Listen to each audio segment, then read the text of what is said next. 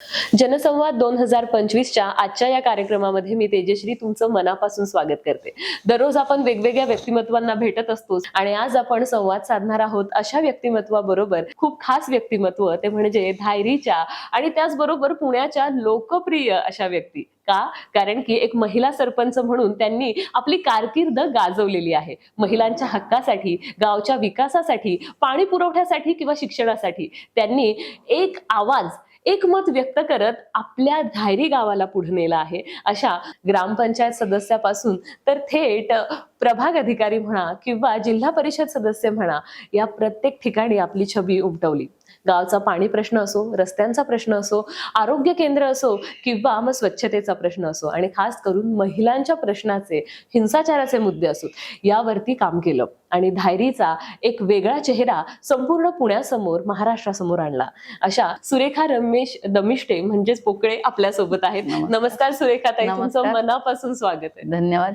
इतक्या शालीन लाघवी तुम्ही इथे आल्यापासून बोलत आहात माझ्याशी, पण मला जाणून घ्यायचं, शाळेत असल्यावर वाटलं होतं का की आपण पॉलिटिशियन होऊ, सरपंच होऊ? शाळेत कसे होता तुम्ही? घाबरणारी मुलगी होतात की जरा धाडसी होती? धाडसी होते. शाळेत कुटुंबातूनच, मी शेतकरी कुटुंबातून जन्माला आलेली. मग आम्ही 5 बहिणी 1 भाऊ, अशा कुटुंबात, शेतकरी कुटुंबात मी जन्माला आले. पण स्वभाव पहिल्यापासून धाडशी होता आणि आपण पुढे असं काहीतरी करू किंवा संधी मिळेल हे काही नव्हतं म्हणजे डोक्यात. पण आपल्याला काहीतरी करावं असं वाटायचं नेहमी. मैत्रिणी असल्या तरी त्या गोळक्यात आपण त्यांच्यापेक्षा वेगळं काहीतरी करायचं ही लहानपणापासूनच इच्छा होती आणि त्याला मला संधी मिळाली चांगली. वाव. शाळेत मग तुम्ही कोणत्या कोणत्या कॉम्पिटिशन्स मध्ये सहभागी मी इयत्ता 4थी मध्ये रनिंग मध्ये पहिली आले होते. बर. आणि जिल्हा स्तरावर. आणि त्याच्यानंतर 5वीला वक्तृत्व स्पर्धेमध्ये लोकमान्य टिळकांच्या पुण्यतिथीच्या दिवशी मी तिथं पण माझा प्रथम क्रमांक आला होता. म्हणजे मला नेहमीच इतरांपेक्षा काहीतरी आपण करावं दुसऱ्यांसाठी ही उर्मीच होती लहानपणापासून. आई वडिलांची बाळकडू होतं समाजात आपण चांगलं काहीतरी करण्याची. तर म्हणजे असं मोठ्या पदावर जाऊ हे नव्हतं वाटलं, पण आपण काहीतरी करावं असं वाटत होतं लहानपणापासूनच. वाव. एक समर्पित वृत्ती जी नेत्यामध्ये हवी आहे ती तुमच्यामध्ये लहानपणापासूनच होती. खरं तर ग्रामीण भागामध्ये असे भरपूर एलिमेंट्स असतात की जे आपल्याला ना खूप मोकळं करतात व्यक्ती म्हणून. तर तुम्ही काय सांगाल की जेव्हा तुम्ही लहानपणी इतरांना मदत करायचा, तर काय काय किस्से काही आठवेल का तुम्हाला की आई बाबांबरोबर ग्रामीण भागात फिरताय बाबा आणि कोणाचं काही पाहिलं तर पटकन ताई तुम्ही गेल्या आहात? आमची एक शेजारी आजी होती, तिची पाठ खूप दुखायची आणि मी तेव्हा 5वी 6वीला होते. तिची पाठ चोळली की ती म्हणायची, सुरेखाच्या हाताने माझी पाठ लगेच राहती बाई. आणि कुणाचं मूल शाळेत जात नसले किंवा बाळ छोटी रडत असली तर मी त्यांना घेतलं की ती शांत व्हायची. आई म्हणायची, तिच्या हातात काय गुण आहे काय माहिती बाई, तिच्याकडे लहान मुलं गेली की ती लगेच शांत होतात. किती छान. असं म्हणजे ते मला असं वाटतं की एक काहीतरी दैवी शक्ती असावी लहानपणापासून, म्हणून मी आज एवढं करू शकले. वाव. तसं पाहायला गेलं तर ग्रामीण भागात शेतीपासून तर समाजकारणापर्यंत तुमचा प्रवास आहे. 1980 साली खरं तर सार्वजनिक जीवनात तुम्ही प्रवेश केला. तर थोडंसं त्यानंतरच्या काळाबद्दल सांगाल का की कसं 2080 नंतर तुमचं आयुष्य बदललं? त्यावेळेस म्हणजे असं होतं की आम्ही पूर्ण शेतकरी कुटुंबातले आणि समाजामध्ये स्त्रियांना तेवढा वाव नव्हताच म्हणजे. परंतु नंतर 87 मध्ये मी स्त्री आधार केंद्रात काम करायला आले आणि स्त्रियांचे खूप प्रश्न आहेत हे मला जाणवायला लागलं. आणि मग ते काम करण्यासाठी तर आपण संघटना असावी किंवा काहीतरी पाठबळ असावं, म्हणून आम्ही संघटनेतल्या महिला एकत्र येऊन ते काम करायला सुरुवात केली. आणि ते काम करत असताना खूप प्रश्न जाणवले महिलांचे. महिलांसाठीच आपण काहीतरी करायचं असं विचार केला आणि त्याला ग्रामस्थांनी किंवा कुटुंबाने पण, मला आई वडिलांनी जास्त प्रोत्साहन दिलं की तुला आवड आहे तू कर. आणि मग त्या महिलांच्या हजारो कुटुंब माझ्या हातून घडलेत. आपण तसं म्हणू नये की आपण निमित्त असतो, परंतु ज्या महिलांचं आपल्या हातून चांगलं झाले त्या कौतुकाने आज आल्या तरी गळा भेट घेतल्याशिवाय राहत नाहीत. वा. आणि ग्रामीण भागात मला असं वाटतं त्यावेळी आर्थिक साक्षरता महिलांमध्ये नव्हती. प्रौढ साक्षरतेचे मी विभागीय अध्यक्ष होते त्यावेळेस. मी ते पण वर्ग घेतले की माझ्या महिलांना सुधारायचा हाच माझा मूळ उद्देश होता. बरोबर आहे. मग त्यावेळेस आम्ही प्रौढ साक्षरतेचे वर्ग घेताना आमच्याकडे वयस्कर महिला पण यायच्या ना, तर लोक हसायचे, यांना काय आता शिकून करायचे. पण मी म्हणायचे हे चांगले, तुम्ही दुसऱ्यांकडे लक्ष नका देऊ, आपल्या स्वतःकडे लक्ष द्या की तुम्हाला अक्षर ओळखणं खूप गरजेचं आहे. असं त्यावेळेस खूप म्हणजे पोलीस स्टेशनला जायचं म्हटलं तरी पुण्याला यायला लागायचं आम्हाला, बरोबर. धायरी गावातून. मग त्या बायकांना तेवढं प्रोत्साहन देण्याचं काम आपल्याकडून होत होतं. वा. किंवा एखाद्या संघर्षमय स्त्री असेल तर तिला घरगुती हिंसाचार पण हो, त्यावेळी खूप होता. हिंसाचार खूप होता, अजूनही आहेत म्हटलं तरी, हो. परंतु त्यावेळेस खूपच होते. आज शिक्षणामुळे स्त्रिया थोड्या पुढे गेल्या. आमचा मूळ उद्देश तोच होता की स्त्री शिकली पाहिजे, तिचे शैक्षणिक पात्रता वाढल्याशिवाय ती सामाजिक याच्यामध्ये येऊ शकत नाही. अर्थार्जन तिच्या हातात असल्याशिवाय ती घडू शकत नाही. म्हणून स्त्री शैक्षणिक, सामाजिक आणि शैक्षणिक ही तिची तिन्ही प्रकारची ताकद वाढली पाहिजे. तुम्ही महिलांच्या समर्थन केंद्राचा उल्लेख केलात सुरेखाताई, तर तिथे कोणत्या कोणत्या गोष्टींवर तुम्ही खरंच फोकस केलं आणि तिथे काम करत असताना कोणते विचार तुमचे पक्के झाले की स्त्री घडली तर घर घडतं, घर घडलं तर समाज घडतो? हो, तोच मूळ उद्देश आहे. तर मग स्त्रियांवरती अत्याचार होत होते खूप, पण आज ज्या महिला माझ्या हाताखालून गेल्या किंवा मुली, आम्ही किशोरवयीन मुलींचं आरोग्य शिबिर पण घ्यायचो. त्या आरोग्य शिबिराला जे मुली माझ्या बरोबर आल्या ना, की काही वेळेस त्यांच्या आयांनी त्यांना बाहेर पण ठेवलेले रात्रीचं, म्हणजे उशीर 7-8 वाजले. पण आज त्या मुली म्हणतात की आत्यामुळे आम्ही घडलो. त्यांनी काय नवीन गोष्ट केली घरात की पहिले मला पेढे देतात, वा, आईपेक्षा अगोदर मला देतात. वाव. त्याचा मला खूप आनंद वाटतो, म्हणजे की माझा एक स्वार्थ आहे, माझ्या हातून ते चांगलं झालेलं मला समाधान वाटतं. नक्कीच. आणि कुटुंबात हिंसाचार होत असताना आम्ही त्याच्यावर पथनाट्य करायचो, म्हणजे भाषण द्यायचो की लोकांमध्ये परिवर्तन घडलं पाहिजे, की आम्ही स्त्रियांना फक्त म्हाताऱ्या नाही किंवा तरुणच नाही किंवा मुलंच नाही, आम्ही सगळ्यांना एकत्र घ्यायचो की विचारांची देवाणघेवाण झाली पाहिजे. मग ती सासू असो, सून असो, नवरा असो, दीर असो, ह्या विचारांची देवाणघेवाण झाली पाहिजे. म्हणजे कुटुंब चांगले राहिले तर आपल्या शेजारचा परिसर चांगला राहतो, शेजारी चांगले असले तर आपलं गाव चांगलं राहतं, गाव, राज्य, देश, मग ते प्रवास असतो. वा, खूप सुंदर. एक महिला एका महिलेचा पाय खेचत असते, तिला पुढे जाऊ देत नाही असं म्हटलं जातं सुरेखाताई, पण तुमच्याशी बोलून असं वाटतंय की मी त्याच्या विरोधात आहे. खोटी पाडलेली आहे. मी त्याच्यासाठी, मला आयत्या वेळेचा विषय मिळाला होता एका ह्याच्यामध्ये, आंबेडकर आणि महात्मा ज्योतिबा फुलेंच्या वेळेस. तर मला विचारलं की स्त्रीची शत्रू आहे. मी सांगितलं नाही. त्याचं कारण सांगते की पुरुष वर्ग हा लहानपणापासून समाजामध्ये असतो, बरोबर, गल्लोगल्ली एकत्र चर्चेत असतो. तशी स्त्रीला बालपणी बापाचं नाव, तरुणपणात नवऱ्याचं नाव, म्हातारपणी मुलाचं नाव, त्याच्यामध्ये ती दबलेली असते. तिला जेव्हा खुलं व्यासपीठ मिळतं, त्या खुल्या व्यासपीठामध्ये ती मोकळी होत असते आणि तिच्या विचारांची उकल चांगली झाल्यानंतर ती चांगली घडू शकते. वा, असं माझं मत आहे. खूप सुंदर मत तुम्ही व्यक्त केलेलं आहे सुरेखाताई. आणि मला असं वाटतं की तुमच्या पिढीचं प्रतिनिधित्व करणारी स्त्री जर असा विचार करते, तेव्हा कुठे आमच्या पिढीची स्त्री आज वेगळ्या क्षेत्रात कर्तृत्व अगदी सहज गाजवू शकते. मी शाळेमधल्या मुलींना पण वैवाहिक जीवनाबद्दल लेक्चर दिलेले आहेत काही शाळांमध्ये. त्या मुलींची मला पत्र आलेली आहेत किंवा त्या मुली माझ्याशी येऊन बोलतात फोनवर की ताई, तुमच्यामुळे मी हे धाडस करू शकले, की मला कुटुंबामध्ये जगताना ही प्रेरणा मिळाली. की म्हणजे त्यावेळेस स्त्रियांना कसं होतं, संधी कमी होती, बोलायचं नाही. आपल्या पुरुष प्रधान संस्कृतीमध्ये स्त्रियांनी जास्त बोलायचं नाही, पण ती न बोलल्यामुळेच तिच्याकडून काही चुका व्हायच्या. त्या आपण समाजामध्ये बाहेर आलो आणि एकमेकांशी बोललो तरच त्या सुधारणार. बरोबर आहे. स्त्रीने बोललं पाहिजे, मोकळं बोललं पाहिजे आणि तिला संधी पण मिळाली पाहिजे. बरोबर आहे. आणि ग्रामीण भागात शक्यतो हे सगळे संस्कार रुजवणं आणि एका खंबीर व्यक्तीने रुजवणं ही खूप महत्वाची गोष्ट असते, जिच्यावर सगळ्यांचा विश्वास असेल तरच लोक ऐकतात. सो ते व्यक्तिमत्व तुमचं तसं घडत गेलं. आणि 1992 साली खरं तर एक वेगळी कलाटणी तुमच्या पूर्ण लाईफला मिळाली की ग्रामपंचायत सदस्य. तर काय सांगाल त्याविषयी? त्यावेळेस म्हणजे जे 87 ला वातावरण होतं त्याच्यापेक्षा 92-95 ला ते वातावरण खूप बदललेलं होतं. आज तर खूपच बदलले. आज म्हणजे माझ्या बरोबर परदेशात कुणाला पाठवायचं असलं तरी त्या पाठवतात, नवरे पण, सासवा पण, कुटुंब पण. पण त्यावेळेसचे जे वातावरण होतं तेव्हा आणि आता मध्ये खूप बदल झालाय. बरोबर आहे. आणि खूप म्हणजे लोकांचा विश्वास आहे. आणि आता सुद्धा उमेदवारी घेत असताना लोक होऊन मला म्हणतात की ताई, तुमच्यासारखं माणूस आलं तर समाजात काहीतरी बदल घडल. कुणी येते, काही करते, पण मी म्हटलं मी कुणालाच दोष देणार नाही, मला फक्त काम करायचंय. लोकांनी संधी दिली तर मी सोनं करणार. नाही, 1992 साली जेव्हा बिनविरोध निवडून आलं, तर काय त्यावेळेची परिस्थिती होती, कसं तो दिवस मला जरा सांगा ना, आपल्या श्रोत्यांना. सरपंच होताना संचारबंदी लागू करून सरपंच व्हावं लागलं. बर, खूप वातावरण वेगळंच होतं, पण मी त्याचं धाडस केलं. कारण मला माझ्यातली स्त्री जागृत करायची होती. आणि माझ्यामध्ये मी दुसऱ्या स्त्रियांना पाहिलं आणि त्यांच्यासाठी मला काम करायचं होतं. तर सत्तेशिवाय शहाणपण चालत नसतं, म्हणून मी ती संधी घेतली आणि ग्रामस्थांनी ती मला दिली. मग त्या संधीचं सोनं करत असताना आजपर्यंतच्या प्रवासामध्ये जे लोक विरोध करत होते ते सगळे आज पाठिंबा देत आहेत, ह्याचं मला खूप कौतुक वाटतं.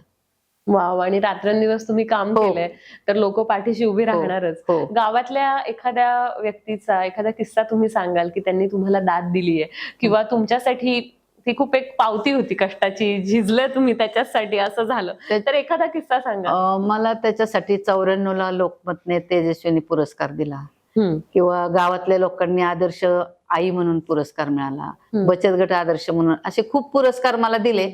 प्रत्येक पुरस्कारामागे माझी जबाबदारी वाढत गेली. म्हणजे असे खूप वयस्कर लोक सुद्धा डोळ्यात पाणी आणून माझ्याकडे बघून म्हणतात, तू होती म्हणून आपलं हे झालं, तू होती म्हणून आपलं ते होतंय, ते झालं.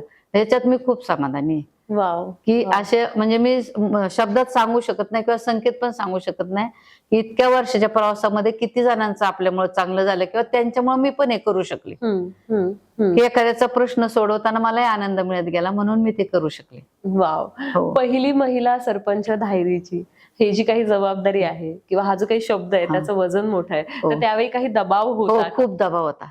म्हणजे माझ्याशी गावातले लोक काही बोलत पण नव्हते त्या एक चुकीच्या प्रवासामध्ये, की बायका कुठं राजकारणात येतात का, असं. आणि तो एक सामाजिक पगडा, पेट्रियार्कीचा पगडा पण होता आणि आनंदही होता त्याच्या पाठीमागं. दबाव तर खूपच होता, कारण माझ्याशी काही लोक बोलतच नव्हते, ही सरपंच झाली तर, किंवा हे कशासाठी, असं.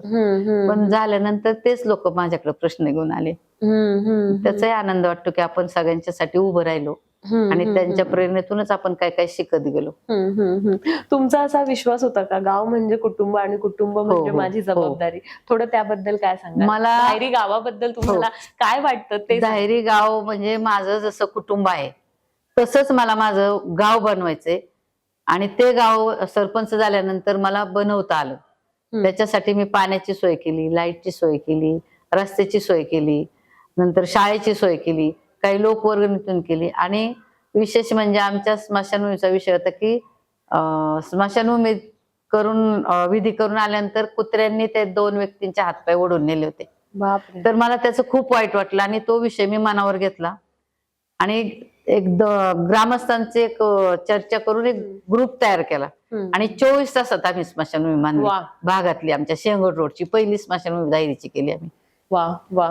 खूप सुंदर. खरं तर अनेक लोकांचे ब्लेसिंग्स तुमच्या पाठीशी आहेत चांगलं काम करण्यासाठी, असंच मला वाटतं. मॅम, माझा पुढचा प्रश्न आहे की जेव्हा ग्रामीण भागातून किंवा ग्रामपंचायत सदस्यत्वाकडून जेव्हा जिल्हा परिषदेकडे तुमचा प्रवास गेला तर सर्वाधिक मतांनी तुमचा तिकडे विजय झाला, सो त्याबद्दल थोडंसं सांगा.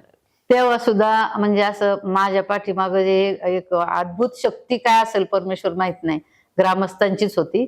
मी फक्त निमित्त होते आणि ती मला मिळत गेली. ग्रामस्थांच्या वतीने सरपंचकीचं काम पाहून लोकांनीच आपलं नाव पुढे आमदारांकडे सोपवलं आणि त्या कामामध्ये आपण लोकांच्या सहभागातूनच मी खूप कामं केली. म्हणजे बाजारगाळे केले, सिंहगडावरती आम्ही एक गेस्ट हाऊस बांधलं. त्या कामाला तर आम्हाला मजूरच मिळत नव्हते. आम्ही गाढवांवरती तो माल नेला वरती सिंहगडावर. 3 गाढवं मेली आमची का तो मटेरियल नेताना, परंतु आम्ही गेस्ट हाऊस पूर्ण केले. आजही ते उभं आहे तिथं सिंहगडवरती. म्हणजे अशी कामं, आव्हानात्मक कामं मला करायला आवडतात. चुकीचं जिथं होत असेल तिथं मग मी स्त्री पुरुष पाहत नाही, मी 2च जाती मानते, स्त्री आणि पुरुष. मग तो कुणावरही अन्याय झाला तरी मी त्या ठिकाणी भाग घेत असते. खरं तर हवेली तालुक्यात सुद्धा सर्वाधिक मतांनी जिंकण्याची एक आठवण तुमची आहे, तर काय सांगाल त्यावेळी? त्यावेळेस आमचे जिल्हा परिषद मध्ये पण आम्ही 25 महिला होतो आणि 50 पुरुष होते. तर आपल्याला सगळे म्हणायचे आमची झाशीची राणी किंवा आमच्या शेंगडची राणी आहे असं आपल्याला लोक म्हणायचे. आणि सभागृहामध्ये पण आपण त्यावेळेस आवाज उठवायचा चांगल्या प्रकारे. आणि लोकांची जी प्रेरणा आहे ना ती मला माझ्या कामातून ताकद वाढायची. म्हणजे एक काम झालं की माझी ताकद वाढायची. बरोबर आहे. त्यामुळे मी करत गेले सगळी कामं. किती त्यावेळी असं बळ कुठून यायचं, मला काय सांगाल तुम्ही? की घरच्यांचा सपोर्ट होता किंवा समाजातलेच अनेक लोक तुमच्या पाठीशी खंबीरपणे उभे होते? लोक चांगले लोक पाठीशी असायचे, पण दबाव गटाच्या पुढे ते समोर येत नव्हते. ते आपल्याला पाठीमागून सपोर्ट करायचे, त्यांच्या जीवावर आपण पुढे काम करायचो.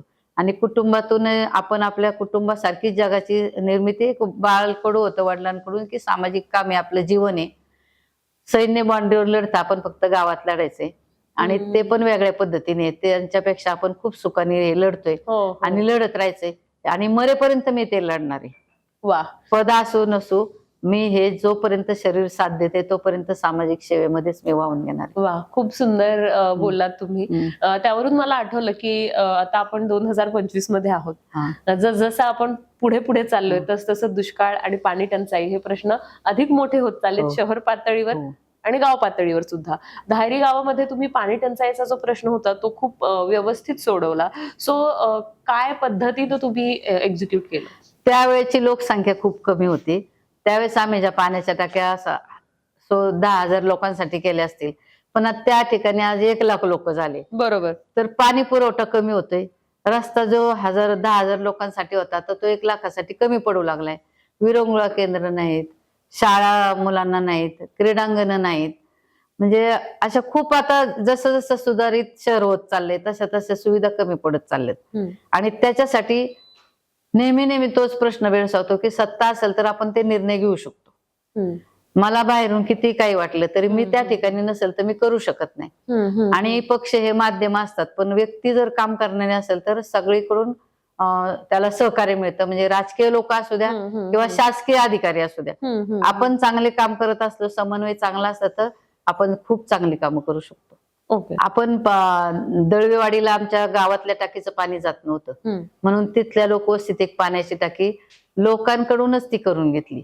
आणि दुसरी जी गारमाळ लांब होती, म्हणजे मूळ विहीर आमची दायरीमध्ये होती, पण त्याचं पाणी इथपर्यंत जात नव्हतं, म्हणून त्या ठिकाणी आम्ही एक त्या बिल्डर कडून टाकी बांधून घेतली आणि एक आपल्या शासनाकडून एक टाकी, अशा 2 पाण्याच्या टाक्या त्यावेळेस करून घेतल्या. आता त्या कमी पडल्या तर दिवसांत, म्हणजे त्याला खूप काळ गेला मध्ये. तर आता नवीन सुधारणा आहेत तरी पण लोकसंख्या झपाट्याने वाढते ना. बरोबर आहे, बरोबर. त्यामुळं त्या पद्धतीने आणखी उंचावरती मोठ्या टाक्या करणं गरजेचं आहे. जे रस्ते आता डीपी रोड मध्ये जे रस्ते आहेत ते करणं महत्वाचं आहे. लाईट साठी डीपीला मोठ्या जागा पाहिजेत. पोलीस स्टेशन, हिंसाचाराचे प्रकार वाढलेले आहेत. आणि कुटुंबातही म्हणजे न बोलता येण्यासारख्या गोष्टी येतात. आता मी पोलीस कमिटीवर आताही काम करते, तर पोर्शो सारख्या केस मध्ये सुद्धा खूप वाईट वाटतं. अशा याला आम्हाला पोलीस चौकी हे सुद्धा जवळ असणं खूप महत्वाचं वाटतं. किंवा त्यांच्यामध्ये आपण पुरुषांमध्ये जाऊन पण त्या गोष्टींची चर्चा करणं खूप महत्वाचं वाटतं. बरोबर आहे, बरोबर आहे. मला असं वाटतं की फक्त स्त्रियांना संस्कार करून किंवा संरक्षण देऊन चालणार नाही, तर पुरुषांना सुद्धा आपण संस्कार केले पाहिजेत. हे काम करण्यासाठी मी जेव्हा 2 व्हीलर 95ला माझ्या मैत्रिणीने गिफ्ट केली सरपंच झाल्यावर मला, की तू पटपट कामं करशील ह्याच्यामुळे. तर गावात मला खूप त्यावेळेस म्हणजे असे लोक बोलायचे की बाई कुठं गाडी चालवती का. पण आपल्याला काळानुसार बदलावं लागलं आणि आपण बदललो तर, म्हणजे त्याच्यात एक आमची म्हण होती, तू खुद को बदल, तू खुद को बदल तभी तो जमाना बदलेगा. बरोबर. ते वाक्य ध्यानात ठेवूनच मी प्रत्येक गोष्ट करत गेले. वा, खरं तर तिथून पुढचा प्रवास म्हटलं तर आपल्या महिला राष्ट्रवादी काँग्रेसच्या जिल्हा स्तरावरच्या तुम्ही अध्यक्ष झाल्या. 2022 पर्यंत ते पद निभावलं तुम्ही 2003 सालापासून. सो काय सांगाल या प्रवासाविषयी? या प्रवासामध्ये जे माझे आमदार होते, कुमारभाऊ होते, त्याच्या अगोदर अशोकांना मोळ होते, नानासाहेब नवले होते, ते सगळे माझ्याकडे पाहताना एक स्त्री म्हणून नव्हते पाहत, ही कर्तृत्ववान मुलगी म्हणून पाहिजे. आणि नेहमी प्रोत्साहन दिलं त्या सगळ्यांनी मला. आणि त्याच्यामधून माता साहेबांचा एक आदर होता, शरद पवार साहेबांचा, की एका मुलीवर त्यांनी त्यावेळेस निर्णय घेतला म्हणून स्त्री म्हणून आपल्या स्त्रीला जो मान त्यांनी दिला तो एक माझ्या मनात आदर होता. कारण आपल्याकडं पुरुष प्रधान संस्कृतीमध्ये स्त्रियांना दुय्यम स्थान दिलं जातं.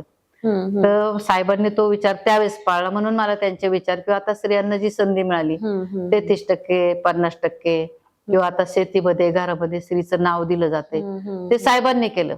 लोक मला म्हणतात की लोक इकडे गेले तिकडे गेले, तर मी म्हटलं ज्याचा त्याचा प्रश्न आहे, पण मला साहेबांचे विचार आवडतात.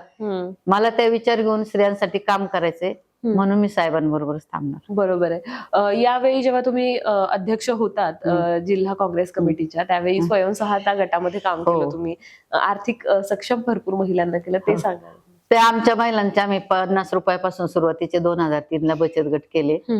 त्याच्या आता मी 1000 रुपये बचत करतो. तर त्यावेळेच्या ज्या महिलांच्या मुली होत्या, आज त्या मुलींना मुलं झालीत, बर. पण आता माझ्या त्या बचत गटातल्या म्हणजे आता इथं आहे त्या दोघी जणी साक्षीदार, तर सासवा पण माझ्या मैत्रिणी झाल्या आणि सुना पण माझ्या मैत्रिणी झाल्या. की त्या म्हणजे आपण कुटुंबात जेव्हा चर्चा करतो आणि एकत्र सुधारणा घराची होते, तर आर्थिक बळ त्या बचत गटातून आम्ही दिल्यामुळं घरातले लोक पण त्यांच्याकडे चांगल्या भावनेने पाहायला लागले. एक आदर्श बायकोला म्हणजे आर्थिक बळ वाढल्यामुळं पण पुरुषांकडून मदत किंवा त्यांना थोडासा मोठेपणा मिळाला बायकांना सुद्धा. मग जे तेव्हा विरोध करणारे पुरुष आज स्वतःहून त्यांच्या सुनांना पण आपल्याकडे पाठवतात. त्यात पण मला आनंद वाटतो की आपण चांगलं केलं म्हणून हा सपोर्ट मिळतो. बचत गटातून असं गेलं तर 2,000 पण कोणी उसने देत नाही.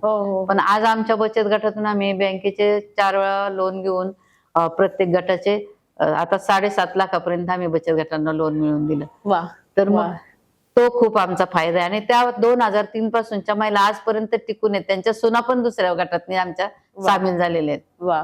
खरं तर सुरेखा धमिष्टे हे नाव घेतल्यानंतर सामाजिक कार्याची आवड असणारी महिला ही एक छबी सगळ्यांसमोर आता आहे. तो कुठली 3 मूलभूत तत्व आहेत जी तुम्ही लक्षात ठेवली आहेत एक सामाजिक कार्यकर्ती म्हणून स्वतःला समाजासमोर मांडताना?